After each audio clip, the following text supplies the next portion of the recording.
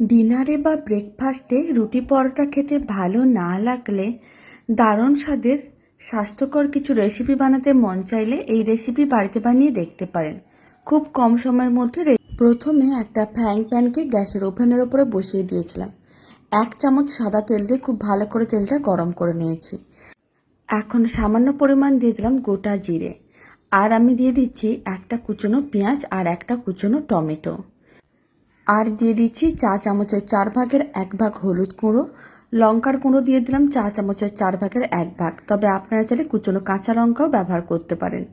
সমস্ত কিছু একসঙ্গে খুব ভালো করে মিশিয়ে 1 মিনিটের মতন নাড়াচাড়া করে নিতে হবে। প্রায় 1 মিনিট নাড়াচাড়া করে নিয়েছিলাম। এখন এর মধ্যে দিয়ে দিচ্ছি একটা গ্রেট করা আলু, আর দিয়ে দিচ্ছি স্বাদ অনুযায়ী লবণ।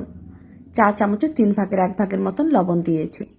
আবারও সমস্ত কিছু একসঙ্গে খুব ভালো করে মিশিয়ে নিতে হবে। মিডিয়াম ফ্লেমে আরও 2 মিনিটের মতন নাড়াচাড়া করে নিয়েছিলাম। সমস্ত কিছুই একটু ভাজা ভাজা হয়ে গেছে। এখন আমি দিয়ে দিচ্ছি 1 বাটি সুজি। এখানে 150 গ্রাম সুজি আছে।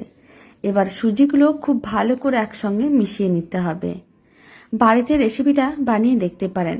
এর মধ্যে আপনারা আপনাদের পছন্দ মতন যে কোনো সবজি দিতে পারেন, খেতে বেশ ভালো লাগবে।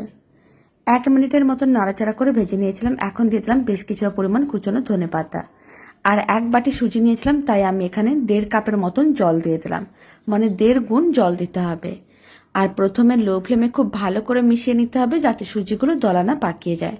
যখন খুব ভালো করে মেশানো হয়ে যাবে, মিডিয়াম টু হাই ফ্লেমে নাড়াচাড়া করে মিশ্রণটাকে ঘন করে নিতে হবে।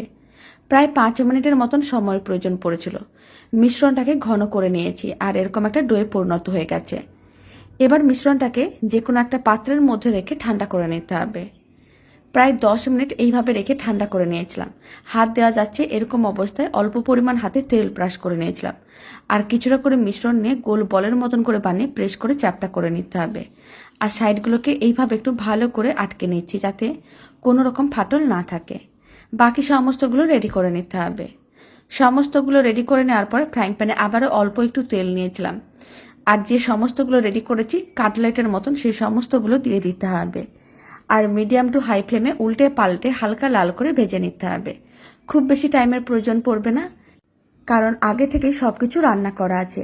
আর এইভাবে হালকা করে একটু ভেজে নিলে দেখতেও ভালো লাগবে, খেতেও ভালো লাগবে। মোটামুটি 4 মিনিটের মতন সময়ের প্রয়োজন পড়েছিল। দুদিকেই লাল লাল করে ভেজে নিয়েছিলাম। এবার তুলে একটা প্লেটের মধ্যে সার্ভ করে নিচ্ছি। অল্প একটু টমেটো কেচাপ দিয়ে সার্ভ করতে পারেন, খেতে বেশ ভালো লাগবে।